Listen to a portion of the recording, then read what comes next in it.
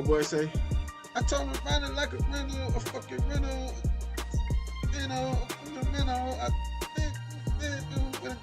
she wanna know what I'm into so she can get into it. Yeah.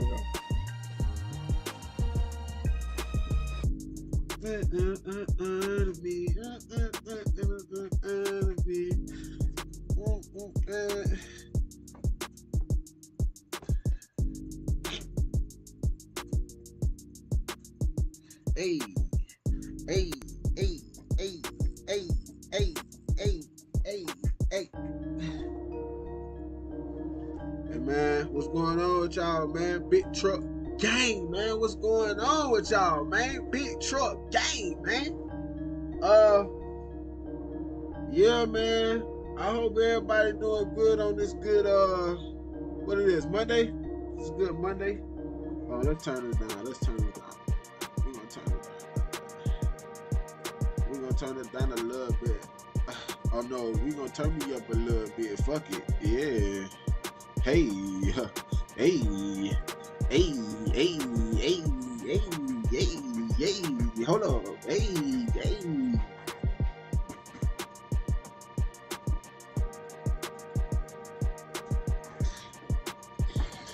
Y'all just dropping in, man. Y'all drop in the chat where y'all dropping in from, man. Drop in the chat where y'all dropping in from, and drop the truck emoji, man. We about to get started, man. I'm trying to get it right, y'all. I'm just vibing out right now, right quick.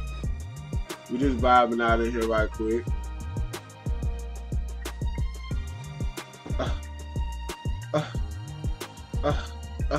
Yeah. Enemy.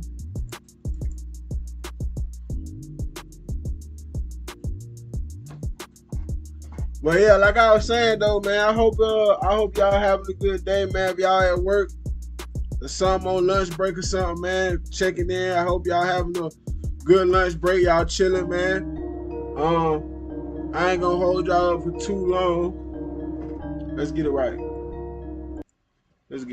So, yo, I did not know your boy Bloodhound Q50 was still on the run.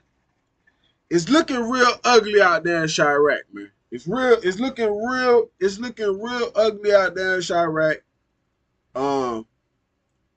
And man, I just don't know what them boys gonna do out there. Man, you got homies, they losing their life, they going on the run. I mean, and you know how I think about it. I mean, these could be pretty successful kids, man. But it's just a lot of get back, you know. It's a lot of get back. It's a lot of my homie took your homie, so we got to, you know, your homie took my homie, so we got to get back. We got to da da da, you know.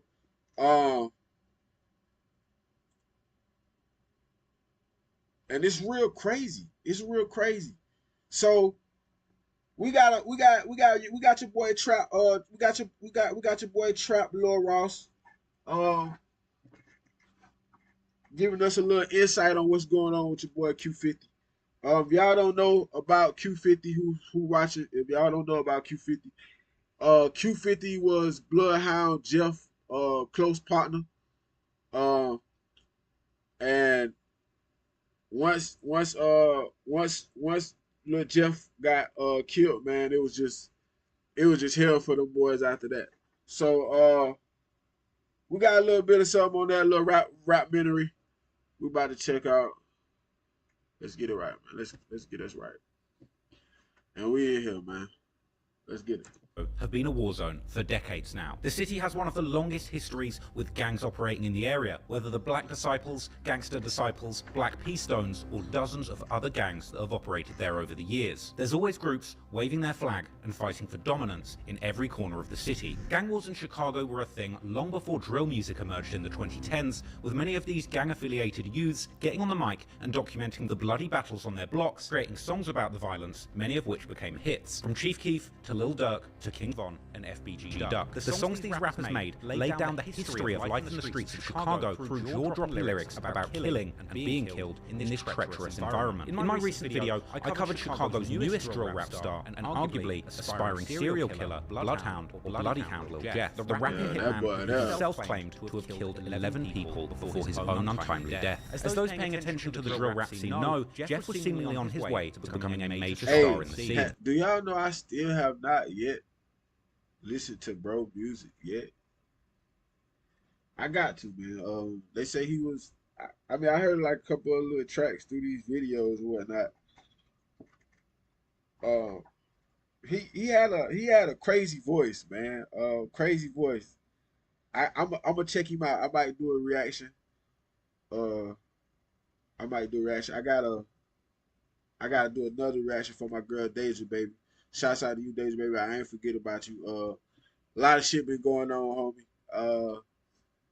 A lot of shit been going on. But I got you. If you still watching, I hope you still is, man. I hope you sub too. But if you still watching, drop in the chat and let me know you still watching. Cause you was fucking with me since I think like somewhat of the beginning. So I got you. We gonna do the reaction, but we probably gonna do it on Twitch. We probably not gonna do that one through, cause like I said, y'all probably won't be doing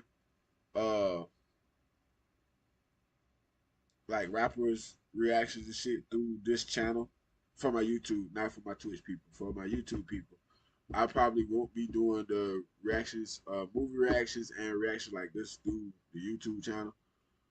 But for Twitch, I'll be doing more so of them over on Twitch. So yeah. Howard not only by his catchy music, I'm yapping y'all, but I'm just trying to get y'all amongst the drill fans as it was like, info on what I got going on wild in my antics head. on social media and brazen lyrics bragging that he had indeed killed 10 or 11 people. But Jeff's rise in the rap game would be stopped before it even truly got started, as in June 2024, he would lose his life in a truly harrowing way, getting gunned down while literally chasing a man into a house whilst wildly shooting in his direction, with the security camera video of these events going viral soon after his passing, showing the world in 4K the dark truth that Jeff was really living the lifestyle he rapped about. And while Jeff isn't here anymore to take advantage of this virality, it would blow up his already existing fame to a whole new level, making him the latest poster boy for what the new generation of Chicago drill looks like, both in the wax and in the streets, where killing has seemingly become so normalized that you have to at least claim to have several murders under your belt to even dream of making a name for yourself in music, and still attempting to catch your next body whilst being contacted by major record labels looking to sign you. However, the story of Lil Jeff's clique, the Bloodhounds, might stay on drill fans' radar long after his passing, because Jeff was by no means the only one. As those who followed Jeff's career closely know, he had a right-hand man named Q50 who was seemingly doing everything that Jeff was doing too, including allegedly participating in killing up to 8 people, some of these people possibly being the same victims that Jeff has been alleged to have killed too. As these two had often referenced in their raps how they used to slide on their ops together. In fact, when it comes to the shooting that would claim Jeff's life, beside Jeff himself, Q50 is seemingly the only other person to have been identified as allegedly being at the scene with Jeff. Because while Jeff and his accomplices were wearing masks during their attack, a still image from a security camera would later begin to circulate, showing someone who looks a lot like Q50 carrying the lifeless body of Jeff without a mask, and seemingly wearing the exact same distinctive red tracksuit that one of the shooters at the scene. Oh, see, I didn't even get to this info, y'all. I didn't even know that they assumed that was him. I didn't even. So okay, so is this why he on the run? So they figured out that it was him trying to go on the drill with the boy Jeff, and that's how they happened too. Indeed, it appears that while Jeff was still alive, Q50 cared more about the streets than rapping. And although he would participate in making music, particularly by featuring on songs together with Jeff, he seemingly had very little interest in pursuing a real career in rap, as he would explain during an On a Couch TV interview in May 2024. When can we expect like an album from us? It's like at least 5 of y'all, 6 of y'all or something that rap. I ain't gonna lie, fool. Let me tell you something.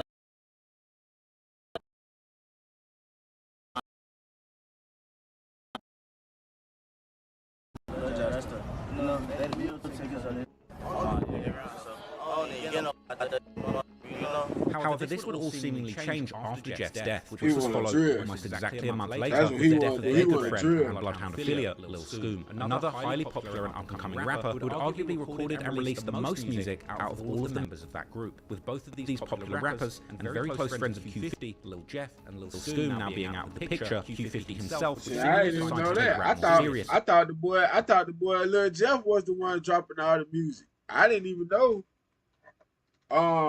Lil School had the most music out of them all. To carry the torch for the Bloodhounds. This can be seen with his musical output, with him dropping several solo songs with music videos in recent weeks, these videos all gathering hundreds of thousands of views. Q50 had clearly been paying attention to how Jeff was making a name for himself with his seemingly overly audacious and possibly self-incriminating lyrics. For example, on Jeff's song Ah, which appears to describe the real murders of two high school students with a brazenness that has perhaps never been seen before in rap. From here, Q52 will begin to drop increasingly outrageous bars himself, like saying how he shot someone 10 times before Jeff shot them 5 times, and then literally saying the name of the alleged victim as an ad-lib. And that's just one example, because the more you look into Q50's lyrics, particularly the more recent lyrics, the more it begins to seem that he is in fact describing actual crimes that happened, often even providing ridiculously specific details about those crimes, like what model of car they were driving during the hit. Yeah, so you have a paper that grade maximum this time. It's gonna be.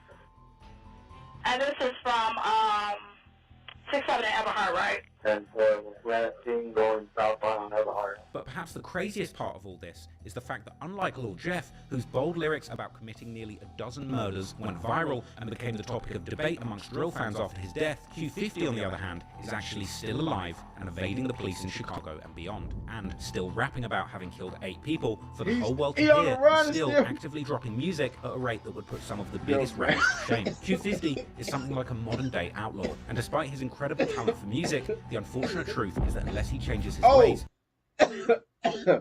That's it. That's the name of goddamn. That was the name of Tupac group, the Outlaws. Fuck. And distances himself from the streets. I tell you, I remember at some fucking random time. I told y'all. Can only end one of 2 ways. With the question being, will the authorities crack the case and catch up with him before his rivals in the streets do? So in this video, we'll be taking a closer look at... And also, this is my last. I'm gonna stop pausing this shit, but for real. Also, the guy I was talking about with Tupac. If y'all go back like a couple screens ago, y'all know what I'm talking about. But Machiavelli, that was his name. The guy that faked his death and shit. That Tupac looked up to. That was his name. Who exactly is Lil Jeff's right-hand man, Bloodhound Q50? The true stories behind some of his wildest lyrics, and try and answer once and for all, is this rapping hitman on the run likely to make it out of the streets for good?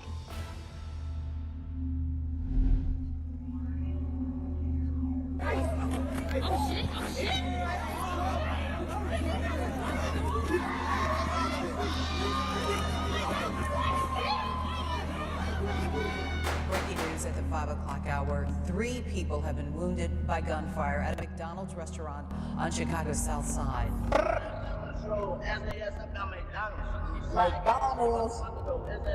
More info for the police, 95th and Lafayette. 2 male blacks jumped back into a white Infiniti. Last seen going northbound on Lafayette. Possible 4 occupants. This morning, police are doing everything they can to find the person who shot and killed a 19-year-old. How do y'all move out here? Everybody probably see y'all got the Z-Money tattoo on your face. Oh yeah, that's probably real noticeable. You know that. Y'all basically let us know who that's that a boy, Christian y'all keep his name alive and change on the the identity. That's cuz. That's our cousin, bro. Me and folks cousin. You see a time. Bro right here. I seen bro right here lately. Bro did an interview, I think a few months ago.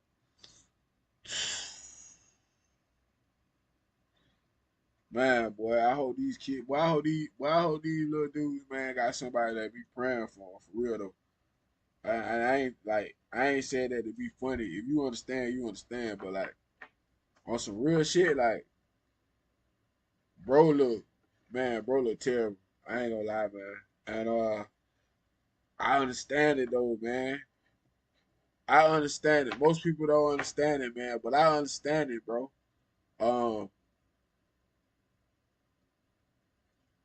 A lot of shit as a youngin', bro.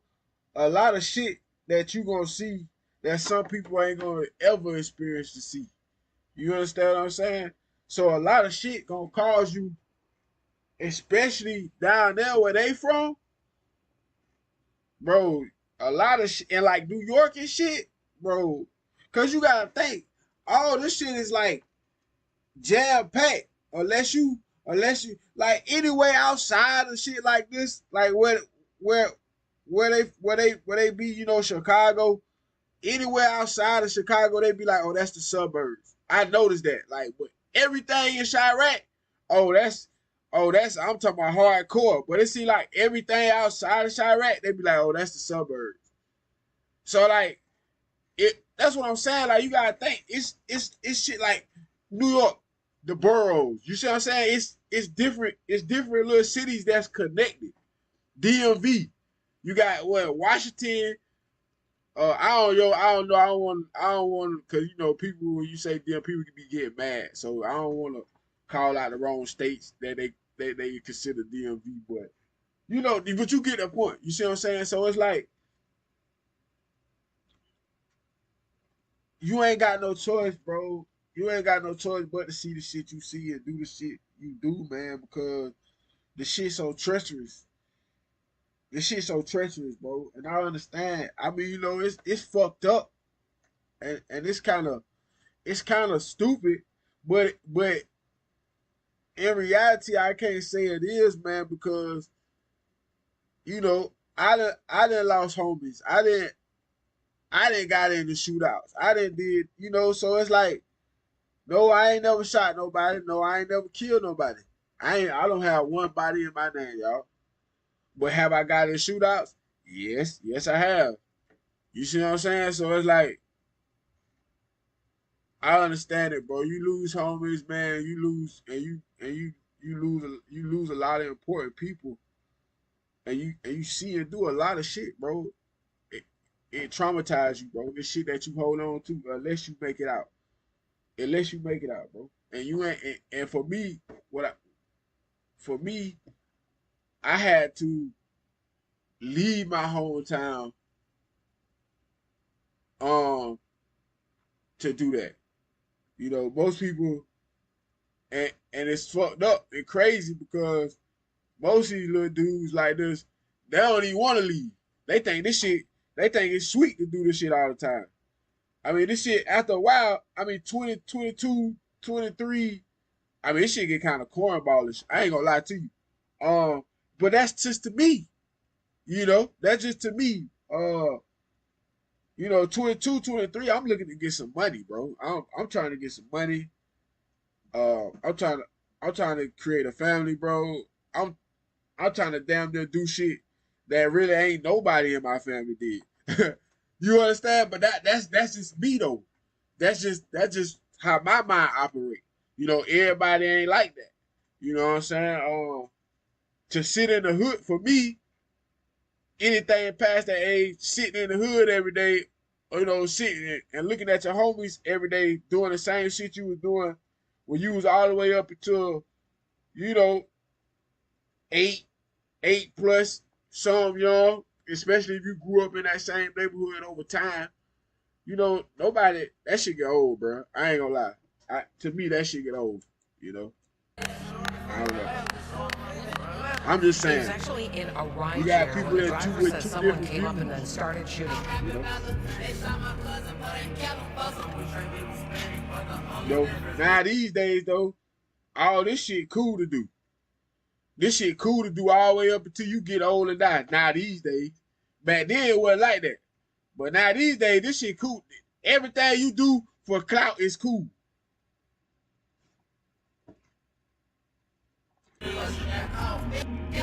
6323, I got a name for our victim on 67th Street. First name Glendale.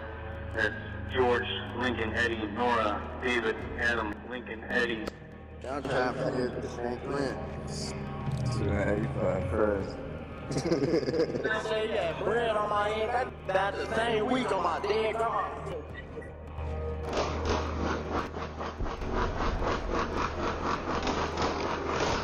God. Yeah, that's damn. Saturday, July 12, 2002. When can we expect like an album from all? It's like at least 5 of y'all, 6 of y'all or something that rap. I ain't gonna lie, fool. Let me say something with that rap. Say something about that rap, fool. I don't really get about it, for you feel me?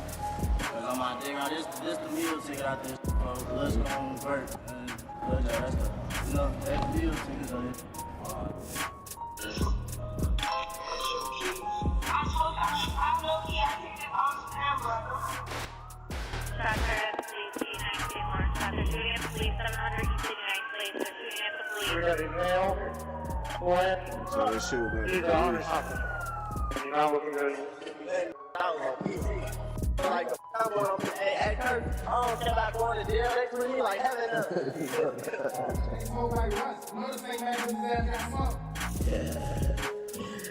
Another thing man, his ass got slumped. Stupid ass TJ, come on. Be doing all that little yelling and eyes getting big and don't scare nobody. No one never killed nobody.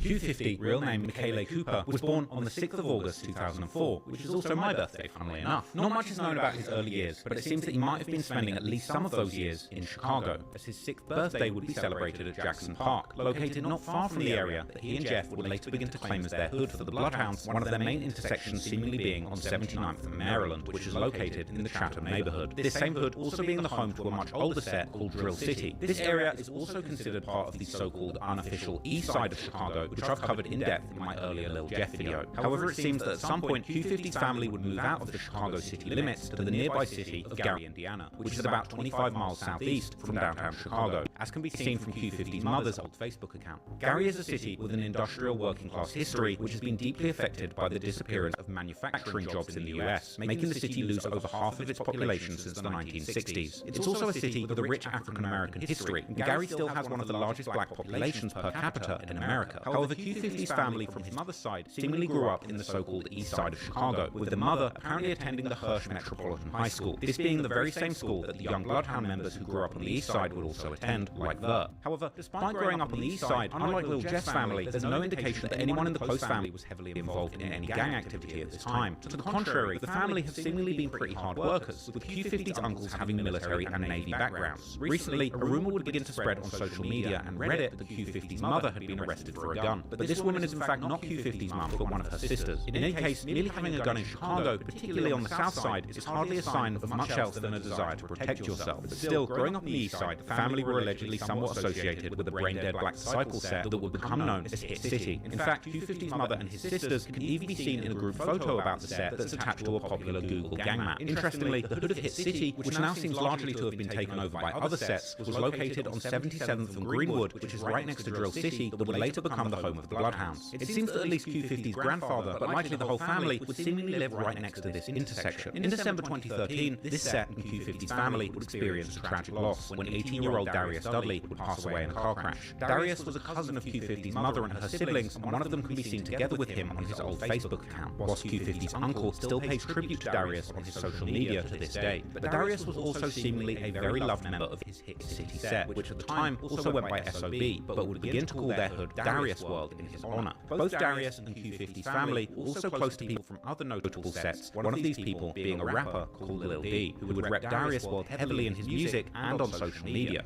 Lil D hails from a BD set called Lowlife, located in Inglewood next to the infamous set Lamron 300. Lowlife is particularly known in the drill culture for allegedly being behind the murder of infamous Brick Squad GD member Lil Jojo, the young rapper who was beefing heavily with GD and other BD rappers when the genre first grew up in popularity, with Jojo becoming a notorious target in the streets after releasing the gangbanging anthem BDK, a ruthless song calling for all black disciples to be killed that became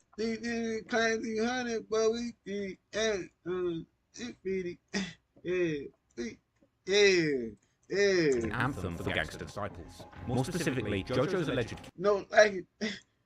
and he had that what was that other shit I used to listen to all the time?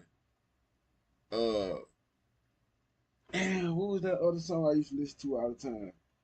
That shit been so long ago. Hiller was a notorious shooter and not so gentle giant, Loco, who himself would pass away in 2021 for unknown natural reasons. Loco was very close with Lil D, who on the other hand was making a name for himself in the early drill scene with his rapping, releasing numerous music videos that now have over 100,000 views. He was also collaborating with other up-and-coming rappers at the time, like Kenny Mac from the Halstead Boys set and Prince Dre from O-Block, as well as being close with people like rapper Mimo from the infamous 600 set. It seems that Q50's mum and her siblings were even supposed to be part of one of Lil D's music videos in 2014, but for whatever reason, this wouldn't actually happen. Telling a bit about Q50's family history is important to understand why he would later get involved in the deadly gang wars in Chicago, despite seemingly spending much of his childhood and adolescent years outside of Chicago and away from the gang life. As we'll discuss later, the reasons go much deeper than his immediate family's background, because his broader family tree is also deeply connected to the Bloodhounds themselves. Anyways, like Lil Jeff, Q50 was also seemingly very into basketball growing up, with his grandfather even making a post all the way back in 2012 saying how little Q50 had promised to buy him a fancy car when he made it to the NBA. In 2018, his uncle would post on social media how he had taken then 14-year-old Q50 to hooping with grown men, and he had still held his own. Later, Q50 would post videos of himself playing in a team when he was young, showing that he indeed had some real skills as a hooper. However, height might have been an issue for Q50's hoop dreams fairly early on, although it's unclear exactly when he stopped playing competitively. What we do know is that Q50 would eventually get into high school age, seemingly still living in Indiana, not Illinois, while attending the Maryville High School, located in the town of Maryville, which is around 10-mile drive south from Gary. According to some data broker websites that provide personal data about people, Q50's address in Maryville would be in a very nice neighborhood full of very large single-family homes. But whether or not this information is actually correct is hard to verify. Recently, a video would go viral showing a high school-age Q50 fighting with a group of boys at his high school, with Q50 showing that he wasn't scared of getting mobbed by the group, as he would attack one of the boys with a slick takedown, slamming him on the concrete as other boys would swarm him from every direction. After this video would go viral, Q50's mother would comment on it on social media, saying how he hadn't backed down, so they tried to jump him, but none of those boys would try that with him now, showing that his mother is certainly aware of the reputation that Q50's garnered since those high school days. Anyway, Q50 would eventually graduate from Maryville High School in 2022, with his family members posting photos and videos of this joyous event to social media.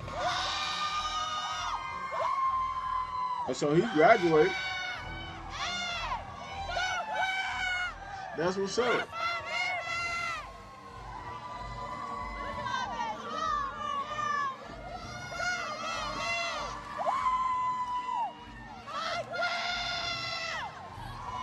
No, I'll tell y'all though. No, I'll tell y'all though, bro. You know, we also do this shit for our mamas and shit like that too. But at the same time, it's on some shit like motherfuckers just don't be no dummies, bro. Motherfuckers just don't be no dummies, bro. You know. It just, man, you know, motherfuckers grow up in a lot of shit, man.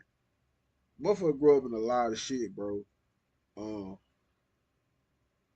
Before I get to yapping, man, let's just keep going. I'm gonna go to yapping.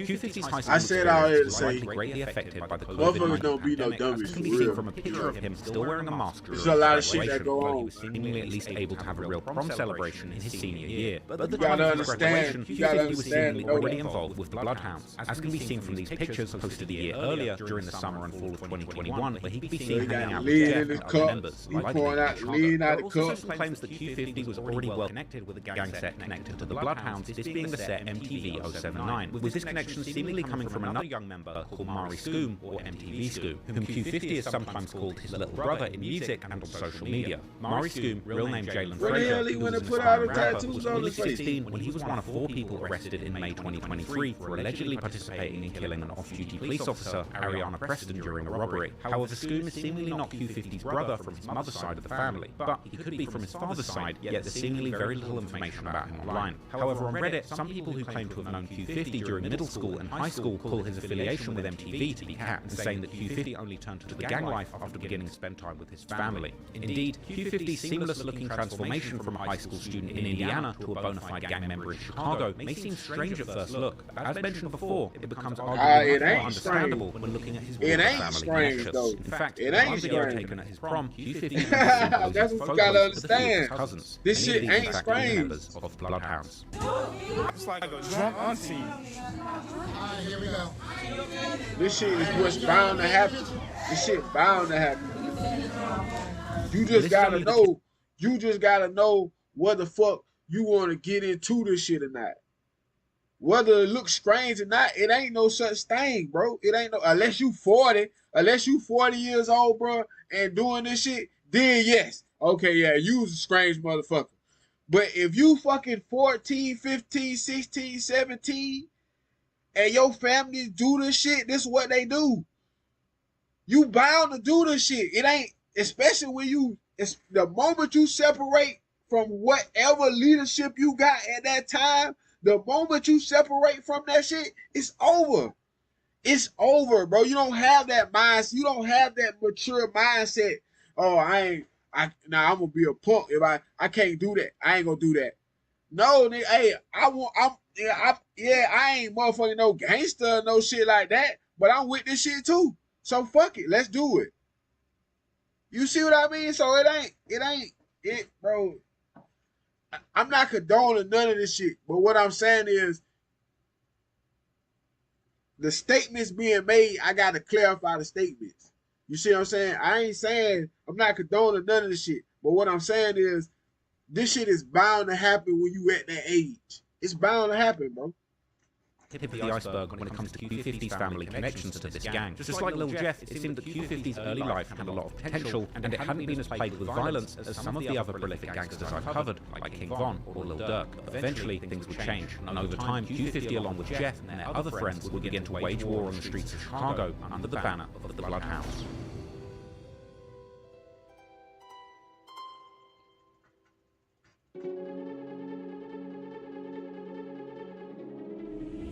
In terms of Chicago street history, there's many large gangs that have a long and storied history, like the BDs and the GDs. But in the modern era, many of these larger gangs were displaced and replaced with smaller, localized sets that didn't pay respect to the historic allegiances and were much more motivated by the local conflicts in their blocks and the surrounding areas. As I discussed in my 3-hour deep dive into Lil Jeff, although the Bloodhounds have become one of the most known gang sets of Chicago in recent times due to rappers like Jeff, Q50, and Ver repping them hard in their music, this set, or Click, as it should perhaps more appropriately be called, is at this point likely around a decade old, being seemingly formed at the time when the original drill wave was still going strong in the early to mid-2010s, being primarily made up of members of all gang sets from around the Chatham and Woodland neighborhoods, Drill City, MTV 079, 400 East, and Criswell, with the majority of the members coming from Drill City, while the other 3 sets having one or a few members who rep Click. Therefore, the area that the Bloodhounds primarily claim is the same as Drill City's, this area being particularly around 79th Street, roughly from Ellis Avenue to Cottage Grove. 79th Street as a whole is known for being particularly dangerous. Drill City's hood is no exception, with particularly their busiest intersection at 79th and Cottage Grove being an especially wild location, where anything can go down at any moment, with frequent reports of shootings and fights, sometimes even aimed at law enforcement themselves.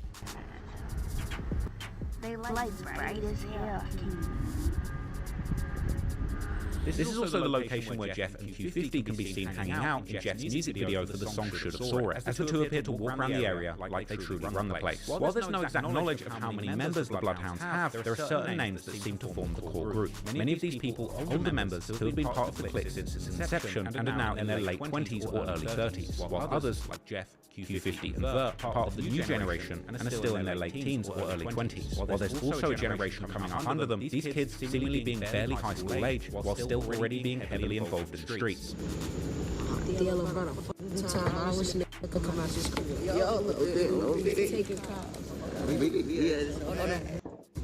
No.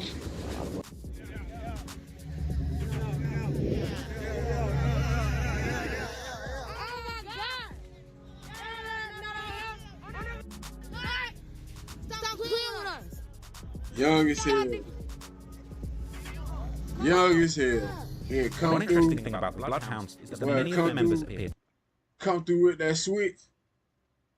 Tell you, man, this shit crazy. Related with the younger members like Jeff, you know, they like also switch. having You know, I had to say switch because you know that was like shoot. Besides Q50 being a cousin of both Jeff, they don't know nothing about no other guns or no other triggers. They just know this murder allegedly starting the war between on one side Bloodhounds, formerly known as Drill City, and their former friends in Trap City, a war which would eventually cost Lil Jeff his life. Q50 is seemingly also related to several of the core OGs of the Bloodhounds, such as three brothers known as Tay or Tayski, Durm, and Swerve. These three can be seen all over Q50's family's social media, such as this picture with Q50's uncle together with them and our Bloodhounds, or the trio's mother commenting OTF or only the family on Q50's mother post of Q50 from his prom night. The trio also call Q50 their little cuz, or Buzz in blood lingo. Out of these, Tay, known on Instagram as Bloody Brothers _79, is seemingly sometimes discussed by other members as being the main Bloodhound, or at least seemingly the one with the most money, with Q50 being seen on social media flexing wads of cash and a diamond-studded Rolex Datejust, and a caption saying most people think it must be Tay's money. Durm, on the other hand, has been dabbling with rapping in recent years, with his music videos showing familiar Bloodhound trademarks that I've covered in depth in my Lil Jeff video, like the members dropping Y's for one of their oldest ops, the crew called TYMB, as well as flexing flashy jewelry like their Bloodhound chains and designer watches, as well as big vacuum-sealed bags of dope. The younger rappers, Jeff, Q50 and Vert, could also be seen on Durm's most recent music video from April 2022,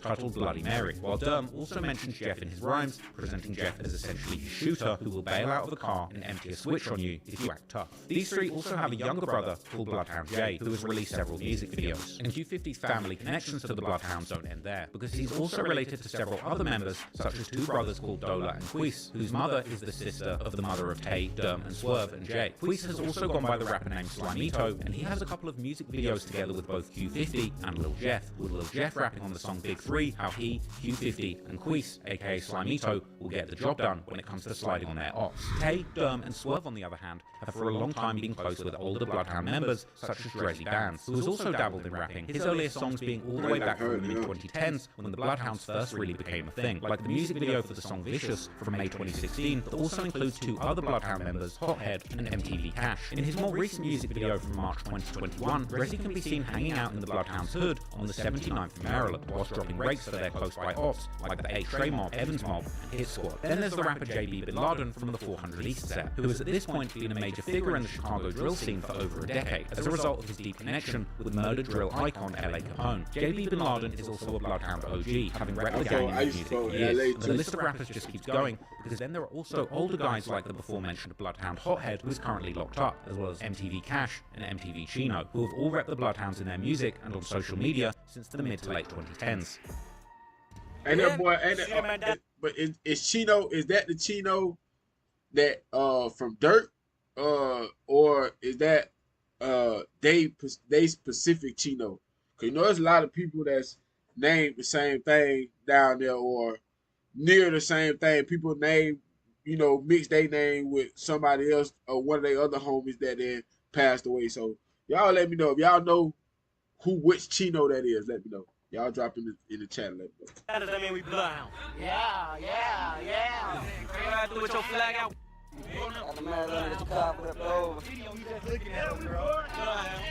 Yeah. Are we Bloodhound too? Cash and Chino's MTV 079 set is perhaps best known for being the set of Blow Gang member Trey Savage, who was a close friend of Chief Keef for years before he was murdered in the Trap neighborhood. Oh, that's what happened to him. He was dropping off his girlfriend near his home turf, also an area frequented by the ops of MTV. Oh man, I didn't even know that's what happened to him. This shit is crazy, bro. Another cousin of Q50 called Jay Boogie, who has seemingly been part of the Bloodhound since their inception, and has also been rapping to the these boys is going fucking nuts. Gun-related charges. Boogie has a very close friend called CJ, who's also a Bloodhound OG, and seemingly one of the first members to rep the click hard on social media. Bloodhounds seemingly also have a presence all the way in Milwaukee, with members like an older guy called Big Sleep, who's also put out at least one song as a rapper, together with other Bloodhound-affiliated Milwaukee rappers like K-Rax, with Q50, Lil Jeff, and older Bloodhound members even making a cameo in a July 2023 music video by K-Rax and other Milwaukee rappers that was seemingly filmed in Milwaukee. I cracked 40 bro. Roll up the clientele, stupid. Oh, yeah. These the baby, bro. You hear me? Don't forget about the Bloodhound, Big B, Long Izzy. As I discussed in my Lil Jeff video, this connection to Milwaukee would even lead to rumors that Jeff and Q50 he sounded more like he was from Cali than Milwaukee, with numerous lyrics appearing to him towards this. Now that we know a little bit bit more Cali about Q50's that Cali accent. Click, let's take a look at the crazy true events that played out on the streets of Chicago and culminated in Q50 eventually claiming to have caught 8 bodies.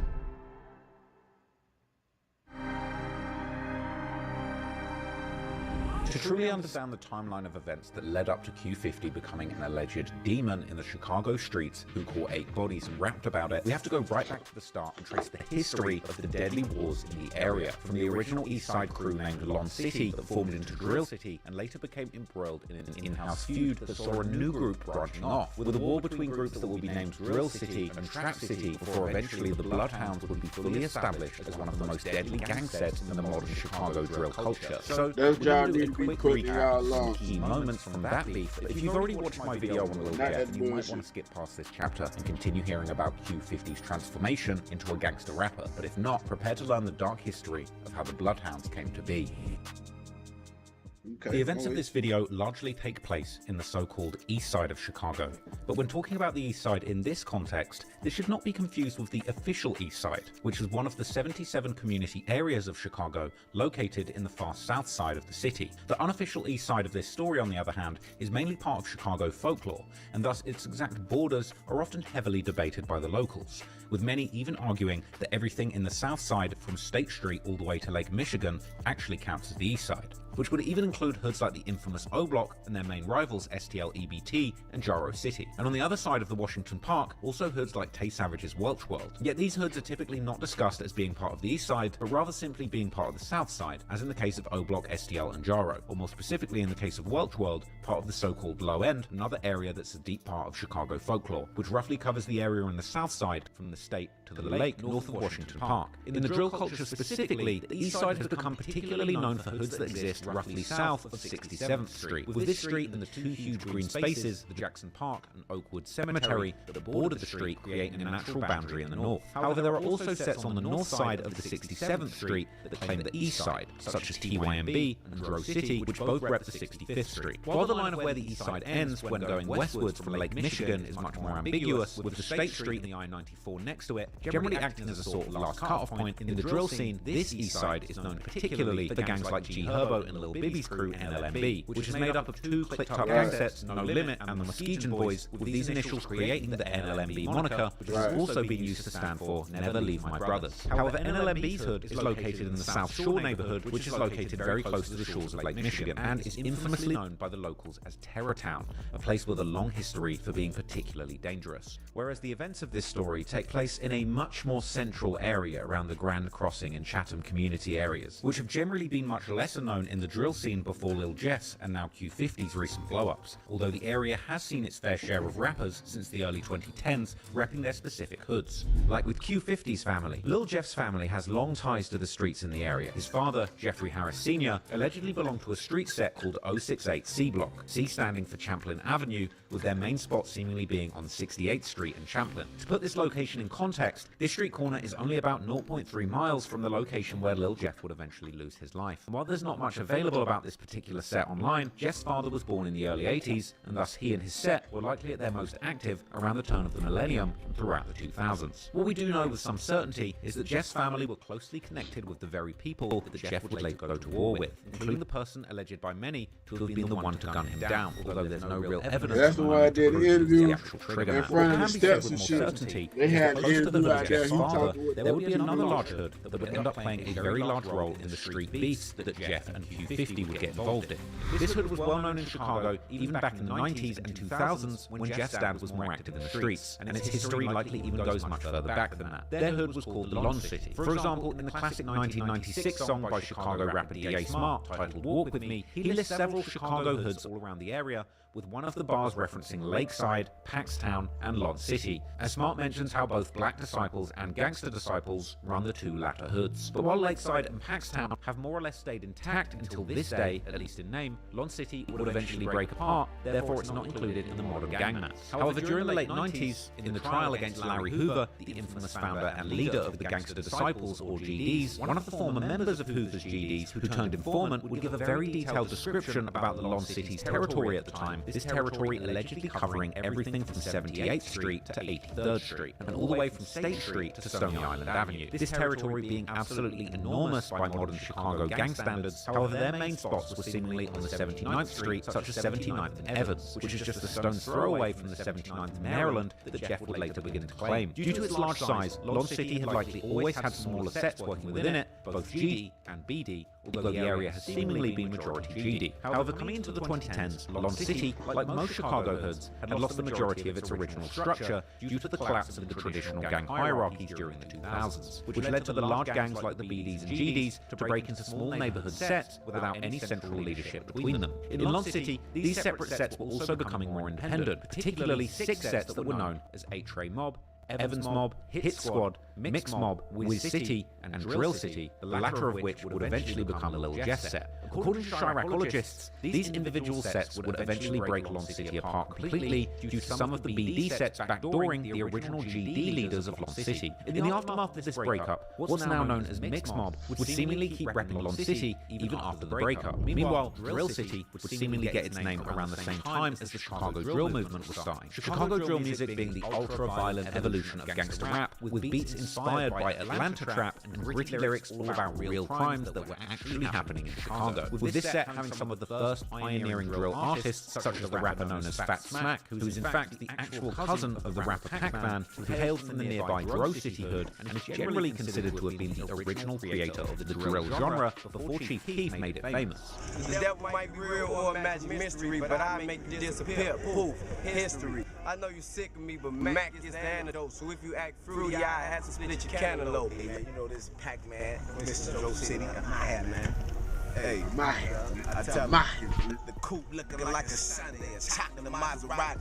Bucking another cuz like pocket at the party. Bitch on my heels, she was jockeying in the lobby. See the more we crocodiles pocket watching like she gon' rob me. I swipe for a room penthouse, we at the W.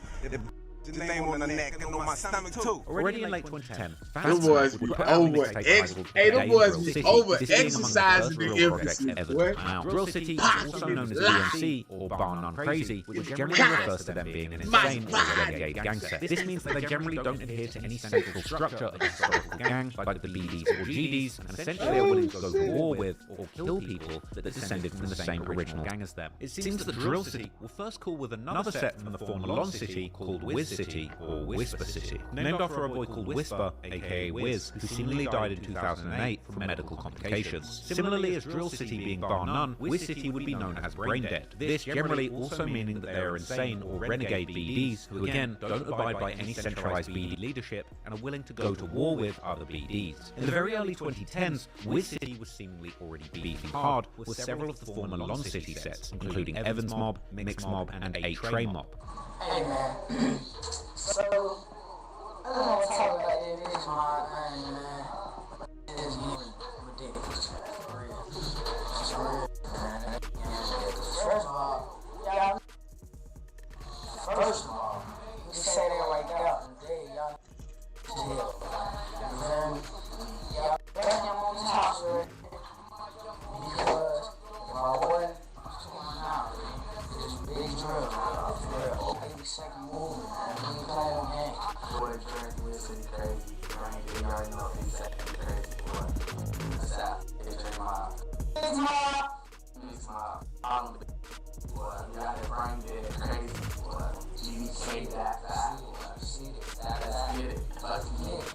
Meanwhile, it appears that Drill City members were originally much more open to linking up with different sets, even ones that were already at war with Wiz City, such as Evans Mob and possibly even Mix Mob, which might be why someone on Reddit presenting them as having lived in the area during the late 2000s and early 2010s describes Drill City as playing sides. Meanwhile, another Redditor claims that Wiz City was getting close with the TYMB set, which is known from the early drill culture for getting shout-outs from the likes of Chief Keef. However, Drill City was beefing with TYMB, and there are even rumors that they killed one of their their most loved members in 2012, a young man known in the streets as Obama. Real name Reginald Smith, the 24-year-old was shot and killed in a walk-up-style attack on the 6500 block of South Drexel Avenue. The wildest rumors even claim that this killing led to one of the Drill City members getting kidnapped by TYMB before getting released for a 10K ransom. However, the consensus among Chiracologists seems to be that Obama was more likely killed by a member from another set that would become very close with Drill City. But more about that later. In any case, TYMB continues to be one of Drill City's longest ops, which is at least partly why even Jeff and Q50 would still drop Wise sometimes in their music videos and on social media. At the time though, Wiz City's alliance with TYMB would allegedly cause Drill City to separate themselves from them and ally fully with their biggest ops, the Mix Mob, instead. The war between all these former Lon City sets would only keep escalating in the years to come, and alliances would keep changing over time. But moving forward, Drill City would seemingly also keep certain enemies that stayed the same, such as the majority GD sets, H-Ray Mob, Evans Mob, and Hit Squad, who have seemingly always stayed relatively united with each other and against Drill City or BNC, as well as the Brain Dead BD set, Wiz City, and another nearby Brain Dead BD set called MTV 079 or Money Through Vernon. I heard before, like, you know, all this shit, all the violence started. I heard like y'all was everybody, every hood was all in one. Like y'all used to go by Lon City or the Line. Is that true or not? Yeah,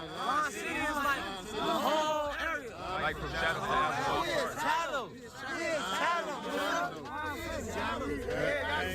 But y'all was a part of y'all hood was a part of Lon City, right? Lon City movement. Drill City. I ain't gonna lie. I ain't saying how it, like, you know, how it happened, but I'll say what year would y'all say all this broke apart? I ain't gonna lie, folks. 2009, 2010.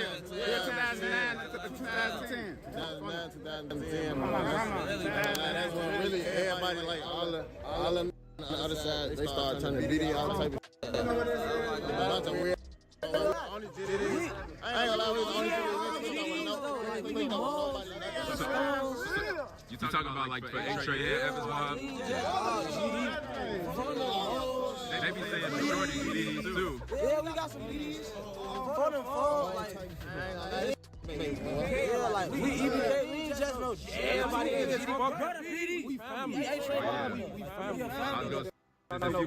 Out of these three majority GD sets, Evans Mob is perhaps best known through their early 2010s connection with the infamous Washington Park-based set 600, due to two of their members, 600 Breezy and S-Dot, having a childhood and family connection to the set. H-Ray Mob are a lesser-known set to the average drill listener, although they too would have some rappers attempting to come up in the original drill wave, with artists like Don Darius and Murder Mile dropping some early songs that would gather some decent views, such as their 2013 music video for a remix of the Lil Durk song Competition, where one H-Ray member can be seen proudly presenting his shirt which says MTVK, BNCK, and Wiz TK. Hit Squad, on the other hand, is perhaps the smallest set out of these three, getting its name after a man called Hits, real name Marlon Dubose, who was killed in 2010, being shot in the head and neck. These three sets, Evans Mob, H-Ray Mob, and Hit Squad, have also created alliances with other nearby GD sets, one of these sets being 95 Mob, which is located in the Princeton Park neighborhood, the name of the set coming from the 95th Street, which is a major east-west highway cutting through the entire south side. One of their main spots is the Frank O. Lone Homes public housing complex owned by the Chicago Housing Authority, which is at the corner of 95th and Wentworth. Like Evans Mob, H-Ray Mob, and Hit Squad, 95 Mob is the majority Gangster Disciple set with a long history going back to at least the early 2010s, and perhaps because of their GD background, they would eventually get close with these former three Lon City sets, which may have played a part in at least one of their members allegedly eventually getting killed by the Bloodhounds, but more about that later. Anyway, this is already a lot of sets to keep track of, but to understand the story of the Bloodhounds, we also have to take a deeper look at some other sets that played a central role in how the Bloodhounds would form. During the early 2010s, while young Q50 was already living in Indiana, Jeff and his big brother J Boogie would seemingly stay in the far south side of Chicago in the Burnside neighborhood, more specifically in a hood called Flipside that reps the 93rd Street, with Jeff attending the CICS elementary school close by on the 95th Street. However, it seems that Boogie would eventually either move more up north or at least would begin to spend more time around the Woodlawn neighborhood, not far from Drill City's hood, with guys from a set called Chris World. Chris World is named after a 14-year-old boy called Christopher Travis, also known as Lil Chris, who was killed all the way back in 2010 by a man named Cordell Glover, known as Wheezy or Wee Wee, allegedly from the EBT set. Lil Chris was seemingly part of TYMB, and can be seen in old pictures with them. And Criswell would then begin as a faction within TYMB, or YMB, meaning Young Money Boys, as the set was known before they would eventually change their name in honor of a dead member called Ty, real name Edric Walker, who was killed a year earlier in 2009 during a particularly violent night where 4 people died in 3 shootings. But while TYMB was primarily repping the 65th Street, Criswell would begin to rep the 66th Street, which Chris had seemingly frequented, even though he would in fact live near the 64th Street. Around this time, TYMB, the newly founded Criswell, and Wick City would later become known as O Block, were all seemingly pretty close with each other, with their main ops being sets like STL EBT. However, this would allegedly change when Obama from TYMB was killed in March 2012, with many now seemingly thinking that his killer was a man called Kenny Mack, not to be confused with the Kenny Mack from the FBG Duck murder case, or several other Kenny Macks from different sets all over Chicago. That's what I'm saying. Criswell, by them all boys accounts, be, one of the central members them boys of be the taking faction. names like Some hell. parapsychologists, Obama's death was the result of a dice game gone bad, which would make sense, given that even though witnesses would seemingly describe the killer simply walking up to Obama, he was in fact found dead in a hallway. However, it seems more likely that the beef between Criswell and TYMB had been brewing for some time, because already, a couple of months earlier, a girl affiliated with Criswell would make a post on Facebook saying F the other side, while dissing YMB, aka TYMB, and also shouting out 3 sets: Criswell, Trap City, and Drill City. It appears that even before Obama's murder, TYMB had been beefing particularly hard with another Woodlawn-based set, this set being called Trap City, also known as Zone 7, with the 7 representing the 67th Street that they would claim, more specifically, the intersection of 67 and Rhodes. This location is only 0.2 miles from the intersection of 67th and Langley that Jay Boogie would post to his Facebook in September 2012, with this being the first photo that he still has up on his page. Trap City and TYMB's beef was at this point well established, with beloved members like a 17-year-old named Rio, real name Brian Gibson, having allegedly also been killed by TYMB in October 2011. Trap City and TYMB had also been beefing through music, such as the TYMB member B Gutter releasing a diss song towards Trap City called Gangbang 067K Diss in January 2012, a song where he dissed numerous members and ended the song with an outro sending a clear message to both Trap City and Drill City, as well as shouting out TYMB's allies at the time, Wick City, aka O Block, Lamron, 600, and Mac Creek, which at the time was a faction that was part of Dro City. It seems that as early as late 2011, Criswell had been getting increasingly close with Trap City, in the process cementing their beef with TYMB. Therefore, when Obama was eventually killed in March 2012, Trap City and Criswell would immediately become one of their targets for revenge. Regardless of who may have been behind the murder, Jay Boogie and other Criswell members were now in an active war with TYMB, together with Trap City and also Drill City, or 06679 as they would call themselves collectively based on their respective streets on the 66th, 67th, and 79th streets. TYMB's revenge for the murder of Obama would allegedly come. I heard about this. So see, that's why I like watching bro, because bro, he'll fuck around and make a rap-mentary, and he'll drop, I'm talking about all the knowledge, right how it's supposed to be dropped without confusing you. So, so now this is around the time where everybody had, Come in August 2012 when Trap City member Scooter, real name Johnny Howell, was gunned down in Trap City's hood. This murder was followed by escalating disses on both sides, with TYMB members even making custom shirts where they would exclusively diss these 3 sets, as well as dropping highly disrespectful songs like Money Man's April 2013 music video where he disses Drill City heavily, as well as rapper Tank Montana, who had been part of the Mix Mob, Drill City, and the Bloodhounds, would later change his name to Bloodhound Hothead. Moneyman would also essentially admit to TYMB killing Scooter from Trap City before also dissing Criswell. Unfortunately, things weren't about to just stay online, and only a few months later, in August 2013, 06679 would lose another important member, none other than Kenny Mack from Criswell, real name Kenneth Barber, the very person rumoured to have been behind the murder of Obama. A few days later, a photojournalist would capture the scene where Kenny had been killed and where his friends had left him a memorial, with one of the images capturing the tribute messages left for him by his friends, one of these messages saying simply, R.I.P. Kenny, CWBAS, YMCPDK, F. Obama. However, unlike so many murders in Chicago, this one would ultimately be solved, as the law enforcement would eventually charge a man named Anthony Bradley, also known in the streets as Capone from Dro City, more specifically a faction called Snowblock, which were affiliated with TYMB. The killing of Kenny would hit Criswell hard, and the members such as Jay Boogie have continued keeping his memory alive throughout the years. But the death of Kenny wouldn't only affect the older guys already heavily in the streets, because Lil Jeff himself, who was only 11 years old at the time, would later tell during an Instagram Live how he would witness Kenny's murder firsthand, even admitting that this had likely messed his head up. Hey, Jug, on my dead grandma phone, you alright? I damn near shed in a tail phone now. That hurt me a little bit. I was like, dang, it's real. Long little Kenny Mac, I was there. I witnessed that. We was by the lake. I think yes again, I've been up probably what it was. I feel like they found my homie. Perhaps this was truly the first of many life-altering experiences that would affect young Will Jeff, that would ultimately eventually push him towards a life of violence that would end up costing him his life. But 2013 would also mark a moment when Chris members, including Jay Boogie, would end up getting heavily involved in the now-buzzing drug music. Think about it, bro. I know motherfuckers, I know, man, it's a debate of, I know a lot of people don't like, Mexicans, coming over here illegally and whoever, whatever, whatever the case is. But you gotta think about it. It's just like that. Bro, you gotta think about it. They grow up in that shit. They grow up in cartel trying to kill them since they came out the womb. Cartel, as soon as they probably came out the womb, they didn't kill the people, mama, and they didn't kill, you know what I'm saying? Daddy got to be a drug mule. You know what I'm saying? Bro, you just gotta think of it like that. You know what I'm saying? It's fucked up. But it's like, then you also gotta think to yourself, well, damn, do I want to do this?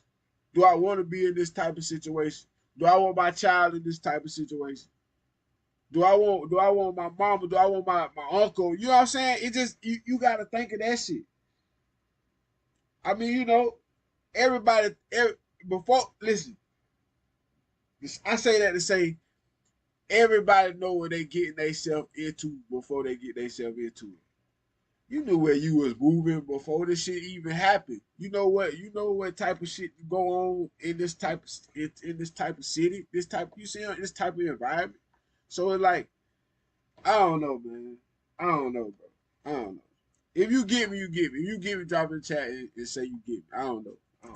Likely influencing Jeff and then Q50 to eventually do the same. However, unlike the majority of rappers coming out of Chicago at this time, they were mainly focusing on making very upbeat party anthems that they would perform under the group name Finesse Crew, which the Chris World rapper Saw J would first all this shit is crazy song though. titled All after this the shit, group in September 2013. In the music video, we can see many key members of Chris World, including the main people of the Finesse Crew, including of course Saw J himself, as well as Chief 2 Times, Smooth, Bad Habit, now going by BH, and Jay Boogie, who incredibly at this point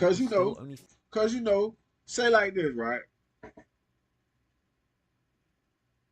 Say your mama, say you only got a one, because a lot of us only got one parent homes. And I'm saying for black community. No, I'm not saying it's 90%. No, I'm not. Because a lot of us do got both parent homes. Also, what I'm getting at is, say you grow up somewhere, and every day you go past these same people. Say you walk to school. Like me, I used to walk to school because my school's right up the street, so I used to walk to school. So every day I'm passing the same people I'm gonna see outside later on anyway. I'm in the same neighborhood, so I got no choice but to hang with them anyway. So what the fuck? So over time, I mean, as I'm growing older, I'm going to eventually, now when I'm going outside, I'm going specifically to go hang with these people. You see what I'm saying? I'm just saying, you just got to look at it like that. Because most people watch this shit and try to downplay a motherfucker. But it's not all about downplaying, bro. You got to look at both sides of this shit. It's fucked up. All this shit right here is fucked up. 15 years old, Jay Boogie would eventually not only appear in these videos, but also participate in the rapping, such as the song DAS, released for the music video in May 2014, and a music video for Finesse Party, which was released in November 2014. Despite most of Finesse Crew's songs being pretty upbeat party anthems, they would also keep rapping their gang sets in their music videos, including in the banger titled Forever Mac and Chris, which was released in June 2015, as well as being seen dropping Y's for TYMB. In one of their music videos released in December 2014, we can see a familiar face as Jay JB Bin Laden makes a cameo, together with none other than Boss Top from O Block, with this possibly reflecting how O Block can now fallen out with TYMB2. JB is from a BD set called 400 East, or 400E, which is directly on the other side of the Interstate 90 from Trap City and Chris World, with their main block being on the 71st and King Drive. Due to JB's close relationship with LA Capone, and LA even allegedly living on 400 East Hood with JB for a period of time, the set would even take on the name LA Gang in his honor following his death. But it seems that JB had a particularly strong bond with J Boogie, as he would often post and shout him out on social media. Chris World and also members like JB from 400 East were also still close with the 0679, aka Trap City and Drill City Alliance, and particularly they were hanging out with members like CJ from Drill City. Meanwhile, it appears that in Drill City's hood, a new clique was forming, where guys like CJ were heavily involved in, with the earliest mention about the name seemingly going all the way back to the early 2010s. This clique,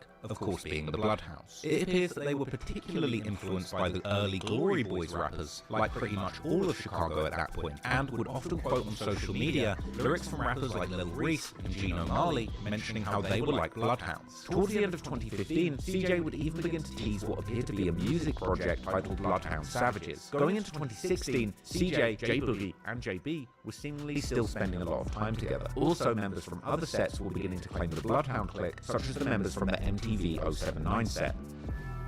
Yeah, you see them bandanas, that mean we Bloodhound. Yeah. Ride through with your flag out. Got the mask on, get your car flipped over. Video, he just looking at us, bro. Yeah. Are we Bloodhound on Vernon too?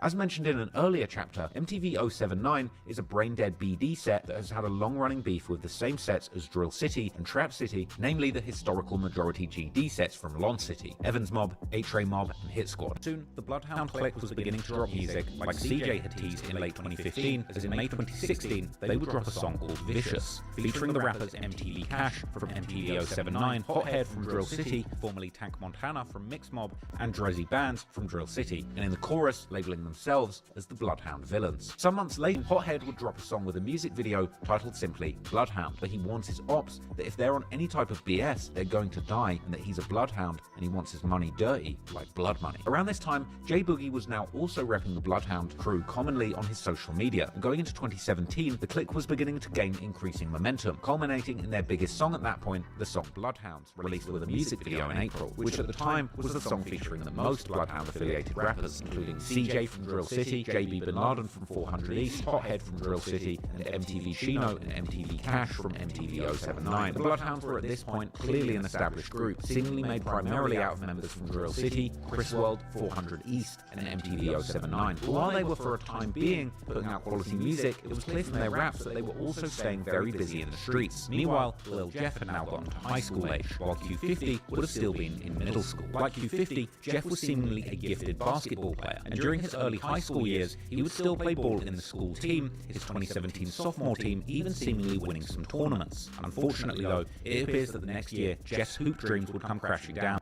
as he would not make it into his high school's varsity team. He would later talk about this during his DJU interview, saying how not making the team made him realize just how real life is, and that he had no idea what he would do after. So all this is brand new. This is a brand new life you live in, Lil Jeff, because you're 21 now. So I wonder what you were doing at 16. I was 16. Around that time, you were doing the Soldier Boy. I was trying to play basketball, but that's around the time I ain't make the varsity team. So at 16 was when I was realizing this is real. I don't know what the I'm gonna do. Cause you know, after that point, it's like once you don't make that team, it's over.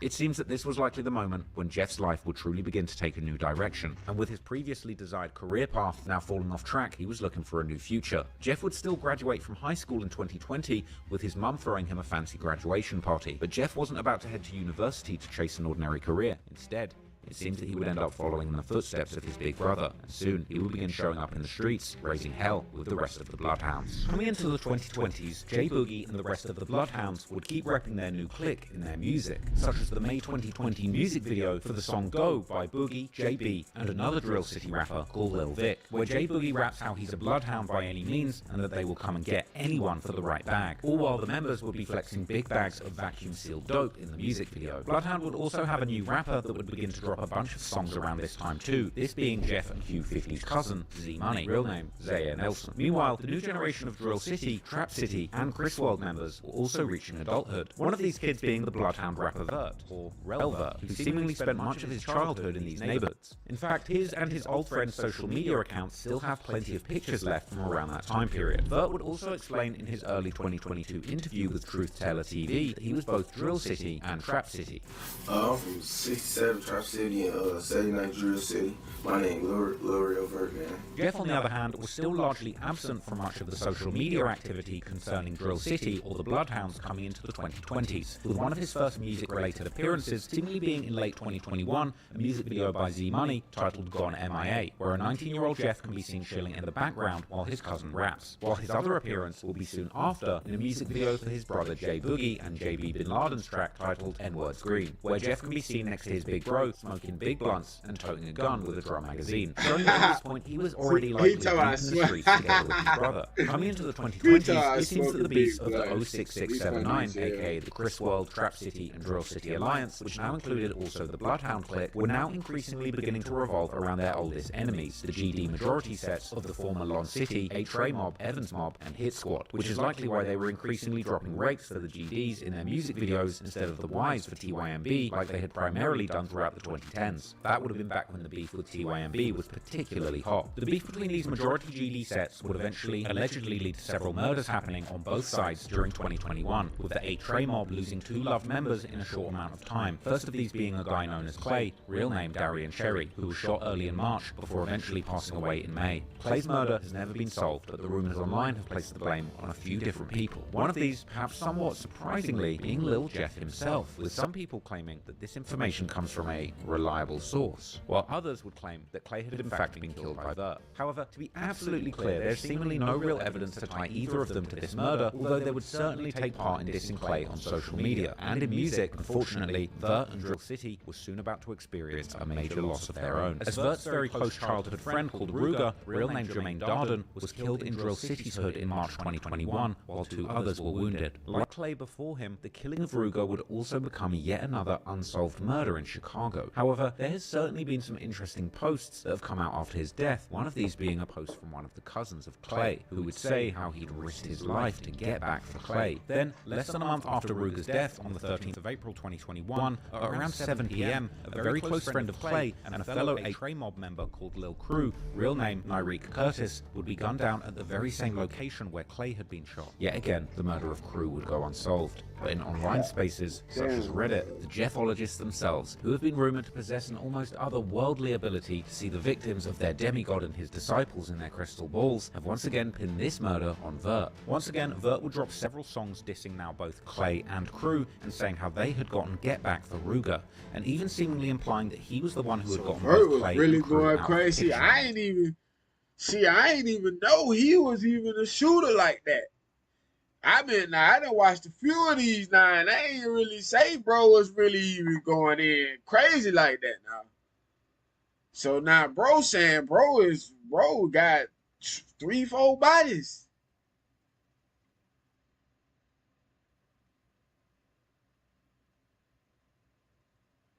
This shit, wow, man. At this point, it was clear that no matter who had been behind these murders, the war around the east side was getting very heated. But the following year, in 2022, things would arguably go from bad to worse, as both Jeff and now also Q50 would get increasingly involved in these beefs, even catching a body that would eventually become one of Q50's main bragging rights in his music.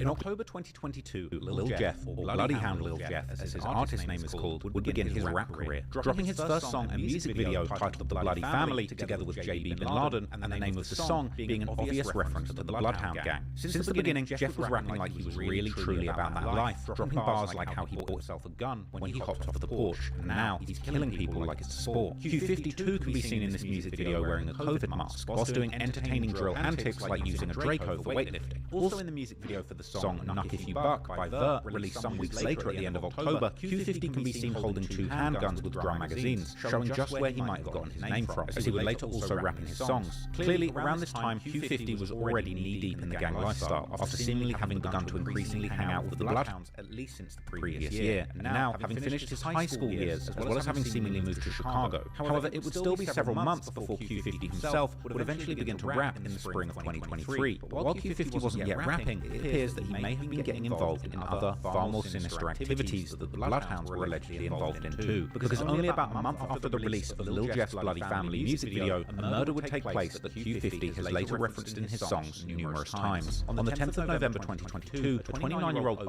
of the 9-5 mob called Bougie, real name Rodney Strong, as well as his brother and mother, were visiting their local McDonald's, which is located only 0.2 miles away from the corner of 95th and Wentworth that the 9-5 mob claims. This is in fact the very same McDonald's where all the way back in 2013 someone would shoot infamous drill rapper Lil J in the buttocks. Anyway, while Bougie and his family were in the McDonald's, another car would suddenly pull up, with several men coming out of the car armed with handguns and a rifle beginning to shoot at them. Go ahead, 602 Sam. They were shot fired 13 rounds at 51 West 95th Street on the street. They were getting another shot fired for 1 round on 94-43 South State, and that's on the sidewalk, and it looks like there's a person down at the McDonald's, right at the front door.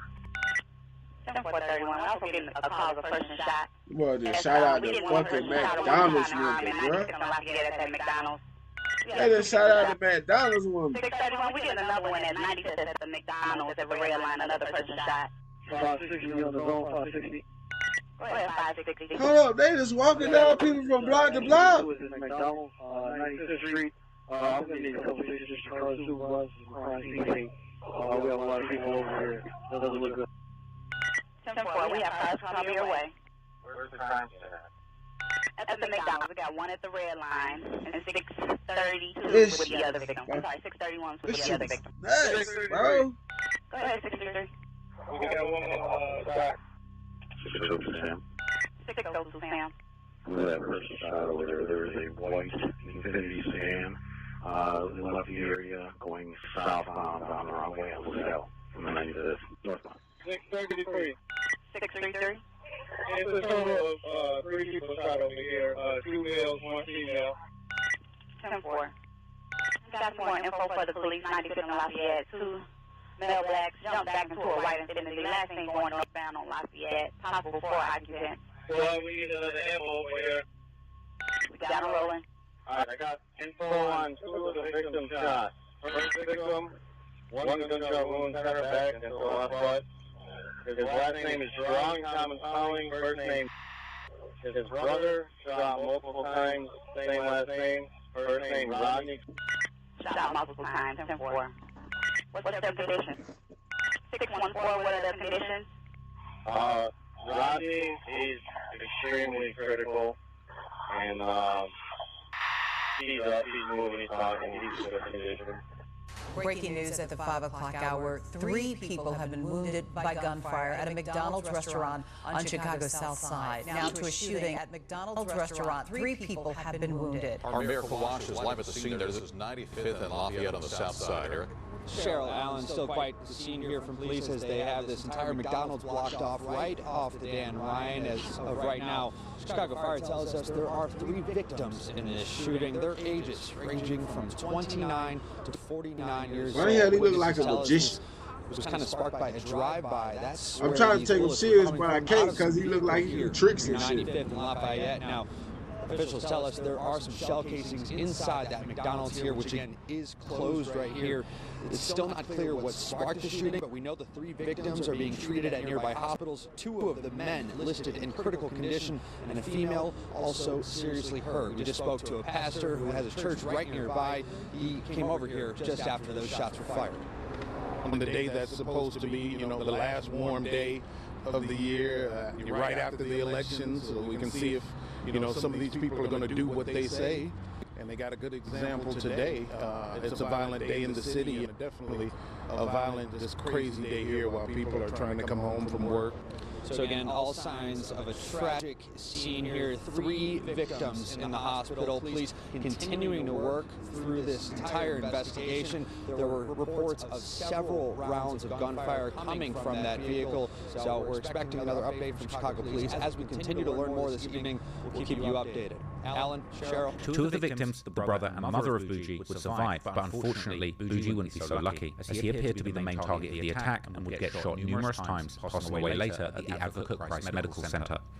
Now to a breaking news update, a shooting right in front of a popular McDonald's. 1 man is dead, 2 others hurt. Pastor Donovan Price says he's saddened to hear about this incident, not only because of those injured and killed during the shooting, but also because it's on that very same corner where he does a lot of his anti-violence and community outreach.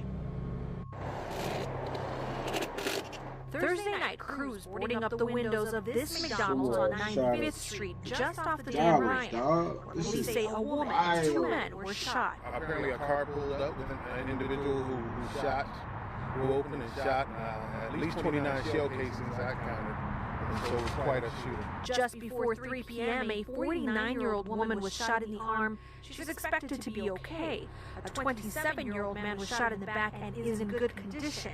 And a 29-year-old man was shot multiple times and died, according to police. It's unclear if the 3 are related or if they were the target of the shooting. One of the young men that got shot, he went right back into McDonald's, and a CTA bus driver, bus operator, caught him as he fell. One ran around the back by the Maxwell Street hot dog stand, and he succumbed to his injuries. He fell. At the scene, clothing and bullet casings scattered all along the sidewalk. Tragic at such a busy street during almost during rush hour time. What could have happened is perhaps what we should be thankful for in the midst of the tragedy.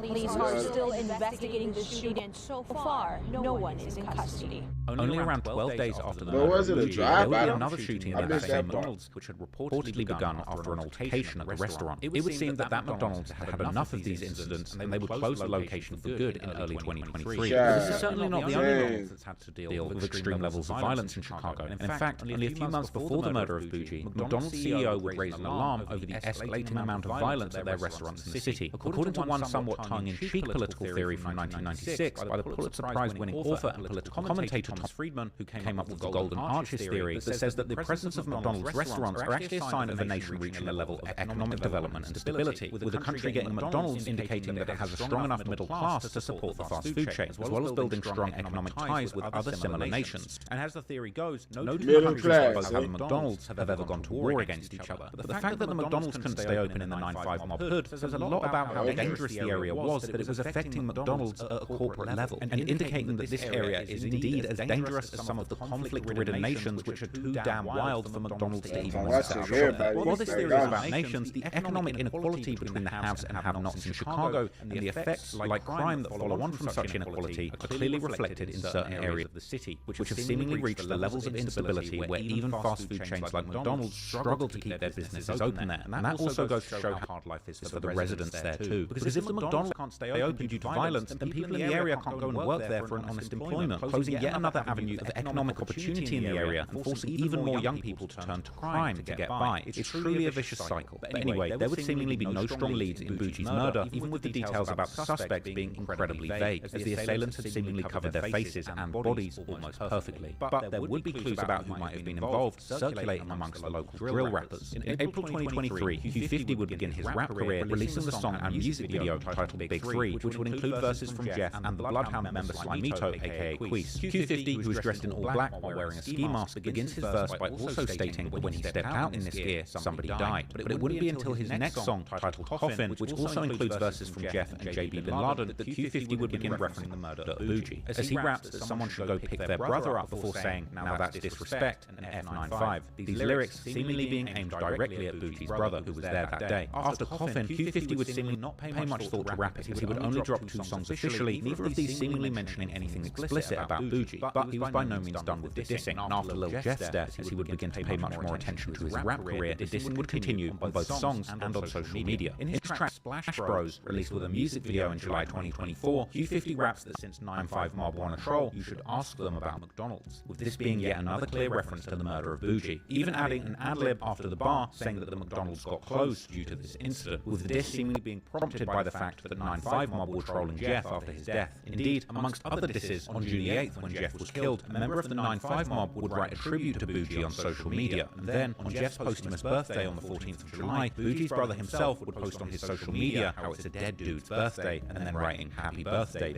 Q50 would also rap on Splash Bros how he jumped out of the Infinity Q50 maker car to do a hit with his 50-shot magazine, a bar which he's also repeated in other songs. Now, in the case of Bougie's murder, there's no clear indication that this specific model of car was used in the hit, but one of the leads that police would get immediately following the shooting would indeed be the fact that the suspects were driving a white Infinity sedan.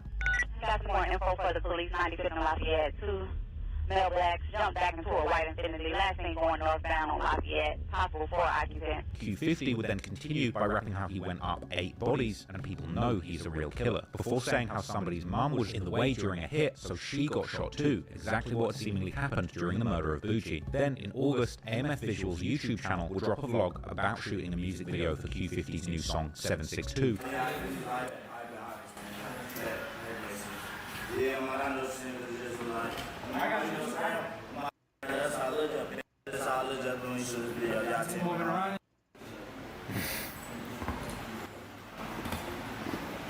That's how I look up, bro. Y'all be soft. It's still bad.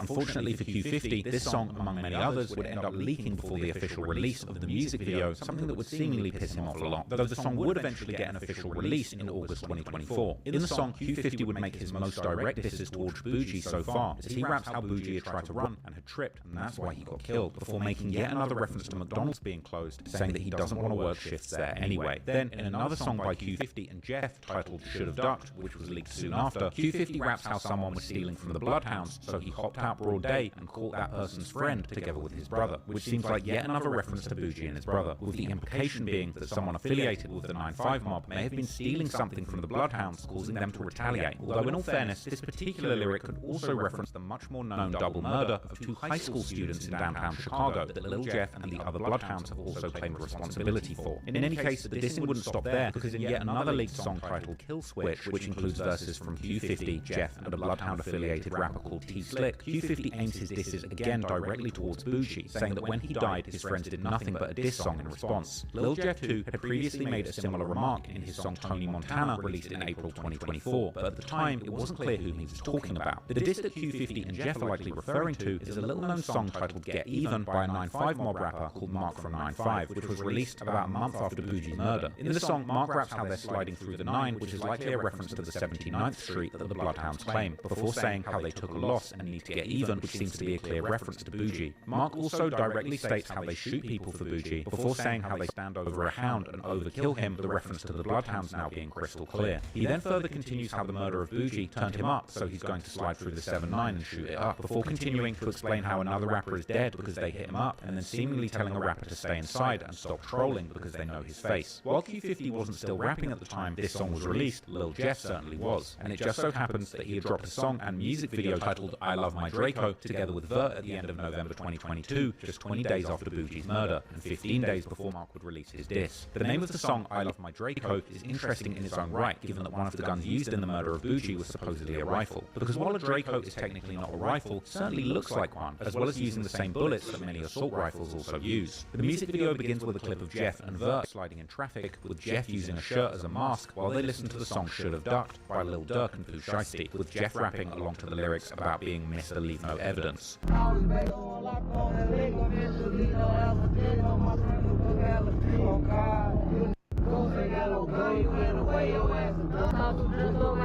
The song then starts with the music video showing about a 1-second clip of someone who looks like Q50 holding up a gun to the camera. This being one of the very few times that Q50 is actually on camera in the video, as if him showing up at the beginning masked up was simply to send a message. Interestingly, Lil Jeff is also masked up in the video, with the last image that Bougie may have seen before he was gunned down being these 2 masked up guys running up on him. The video as a whole then is likely explaining why 9-5 Mob may have taken it as Bloodhounds trolling them. Mark would then end the dissing of the Bloodhounds on his song by rapping describing how they're shooting with switches and another person will be dead on Cottage Grove. This street, of course, being the largest and busiest street in the Bloodhounds or Drill City's hood, where numerous people have lost their lives. However, despite even 9-5 Mob seemingly admitting that the Bloodhounds were behind this murder, there are also other theories about who might have been responsible. These rumours revolving around 9-5 Mob's more close-by ops, such as a set called Nateville and another set called Rack City, all these three sets being very close to each other. The rumours have even caused debates on places like Reddit, where Jeffologists have gotten mad at people for quote-unquote trying to discredit his work, which I guess is one way to talk about murders if you've been as prolific in them as Lil Jeff supposedly was. These discreditors have even claimed that they have inside sources who have told them that Rack City was actually behind the murder of Bougie. Rack City are certainly no strangers when it comes to violence, and members of the set were recently charged with a RICO case in connection with the murder of a man named Ogonia Okiki. This murder allegedly being committed by Rack City against none other than 9-5 Mob, which the news report referred to as the Princeton Park GDs. But to be clear, in the end, nobody has seemingly been charged for the murder of Bougie, and thus there is seemingly no credible evidence against either the Bloodhounds or Rack City. But clearly, one gang has been way more eager to claim it than the other. And while it's difficult to say if Bougie's murder is Q50's alleged first one based on his lyrics, it seems to hold a special place in his heart for one reason or another. In any case, what does seem clear based on Q50's lyrics is that going forward, his capacity for violence would only increase, but it wouldn't be his ops who would get hurt, because in 2023, Q50 himself would seemingly come within an inch of his own death.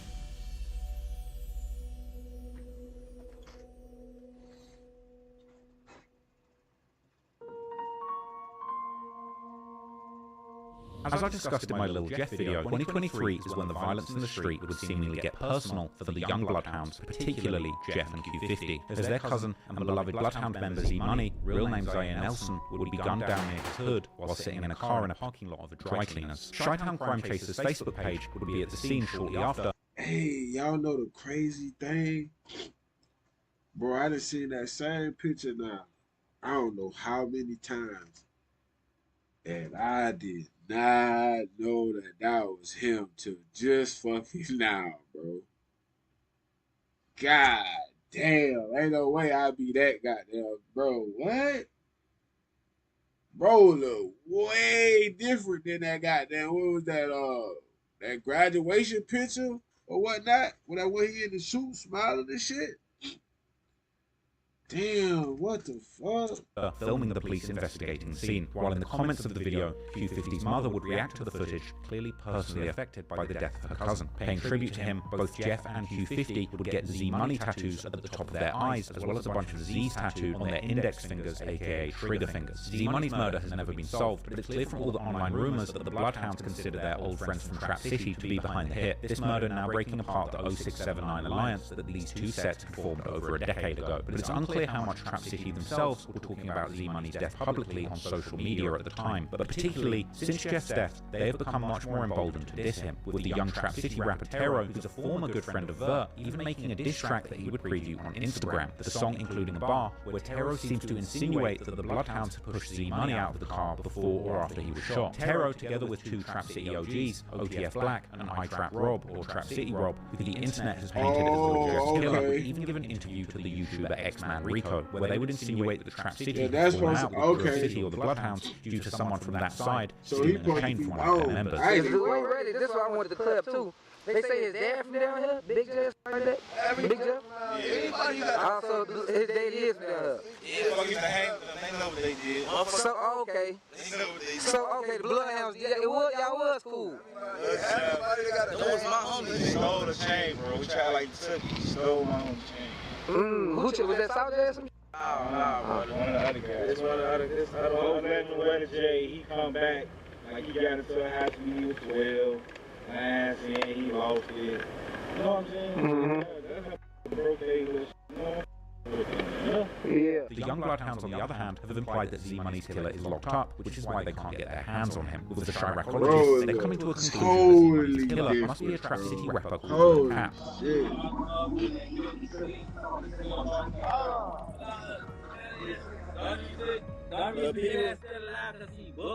The people who kill Z Money is still walking this earth. Hey, this tat on my face for no reason. It's tat on this. Hey, Jail statement is a. Who even had a song together with Vert and JB Bin Laden from December 2021. But even Lil Jeff makes a quick cameo. The older Bloodhounds too, like Durham, would also still in 2022 promote Lil Cap and Tero's music before things would go all the way left. Moreover, it seems that the young Bloodhounds, including Jeff and Q50, may have even been sliding for Trap City before falling out. In July 2022, an alleged Trap City member called Buck, or Bucko, was killed during an altercation at a house party in Trap City's hood. While it's unclear what exactly had happened at the house party, it seems that Trap City and the 0679 Alliance took Buck's death hard, and they wanted revenge. In a now-deleted music video called OK by Vert and Jeff, which has only been saved in a reaction video by another YouTuber, Vert begins the song rapping how they had gone sliding after Bucko's death, whilst also shouting out both Jeff and Q50. Then, at the end of his verse, Jeff too raps how he's also sliding for Bucko, and that the get back had been quick. However, now the young Bloodhounds were all about getting their revenge for Z Money, and in the following months, they would be associated with several murders in online rumours, one of these taking place only a few weeks later, when a young man called Lil Pooh, real name Pierre Boozer Jr., who was allegedly from the hood of the Flipside set, where Jeff himself grew up, was gunned down in front of his home in April 2023, all the way in the far south side suburb of Sauk Village. After Pooh's death, Jeff would imply both on social media and in his music that Pooh had allegedly dissed Z Money, and that's why he had lost his life, even seemingly describing waiting for Pooh to return home while laying in the grass of his yard in his song In Your Home that features both Q50 and Vert. Interestingly, Lil Pooh's murder actually connects back to the murder of Bougie,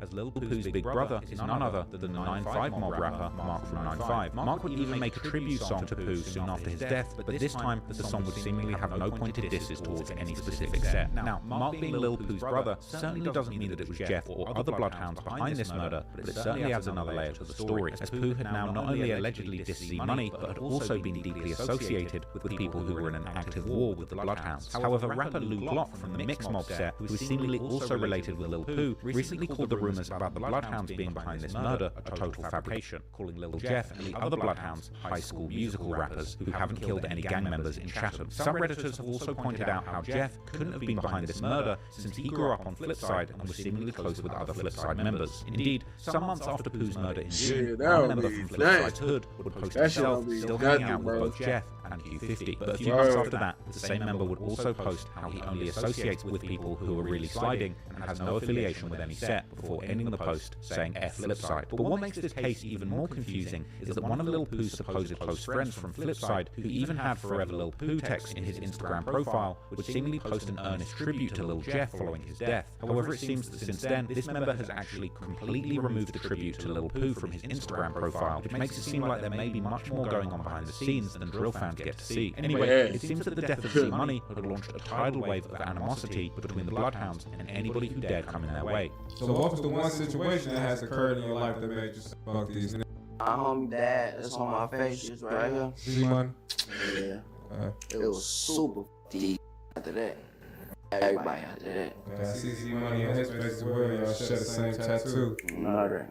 So this definitely had to be somebody that meant a lot to both of y'all. How long ago was his passing? March. Yeah, March. That was March. Last March. And how did this death affect your mentality, brother? All I see is red. However, the Bloodhounds weren't the only ones getting active. See what I'm saying? From this picture right here, I thought he had on the suit. My bad. I thought he had on the suit, y'all. However, the Blood. But I thought he had on the suit. But this the picture I'm talking about. Bro looked totally fucking different than that picture with him sitting on that porch. Damn, weren't the only ones getting active, and it seems that at some point after Z Money's murder, Q50 himself would become the target of shooting, apparently getting shot in his leg, as he would mention in the song Coffin, which was released with a music video in June 2023. Q50's mother too would seemingly confirm this shooting happened, as she would write in November 2023 to her social media how she had almost lost her son that year. However, at the time, there appeared to be no indication as to who had been behind the shooting. But that would seemingly change when Tero would drop snippets of his Bloodhound diss on his Instagram, with one of the lines of the song seemingly insinuating that it was Trap City who had got Q50 shot. Q52 has continued to reference the shooting in his recent songs, like on the song 762, which would finally be released with a music video in late August 2024. Q50 first begins the song while rapping how he was still spinning while having a crutch, before later returning to the topic and rapping how the ops had thought that he had died after shooting him until he hopped on Instagram Live. The war between these old friends, Trap City and Drill City, or now the Bloodhounds, was now in full effect. But as those of you who would have seen my Lil Jeff video would know, the next victim in this war would be on Trap City's side, and his death becoming one of Lil Jeff's favourites to claim in his music. On the 25th of June, at around 8:55 p.m, a 19-year-old Trap City member called Lil, real name Jaleel Goins, would catch a rideshare car on the 1300 block of West Taylor Street, located in the Little Italy neighbourhood near the University of Illinois Chicago campus, far away from Trap City's hood. But as Lil had sat down in his rideshare car, someone would quickly approach the car on foot, getting next to the rear passenger window, opening fire. Loomis and Taylor. Loomis and Taylor, we're getting shot at fire. Loomis and Taylor, Loomis, Carter. I believe they got a video of that or some shit. Shooting into a white vehicle, possibly a Toyota Camry. After shooting Lil through the car window, the shooter, who apparently had dreads, would seemingly take off running through an alleyway to get away from the scene. The male black, all black clothing with dreads, running down the alley westbound. Caller didn't see a weapon on him, but there's windows there shut out. Meanwhile, the rideshare driver would immediately take off, driving Lil to the nearest hospital, which was less than a mile away. Oh, so he did. He ended up driving. Okay. Lil would be pronounced dead upon arriving to the hospital, and the local ABC 7 News would be at the scene later that night and the next morning, interviewing the local witnesses to the shooting, with one of them explaining how police may have counted 8 shots in the car window, but she heard 20. Is this perhaps saying something about? And then you gotta think, like, you gotta think this is only day beef. Now look at O Block and FB, you know what I'm saying? FBG beef and all that shit, like, bro. And then, you know, some people is allied with some people, so they take on they beef.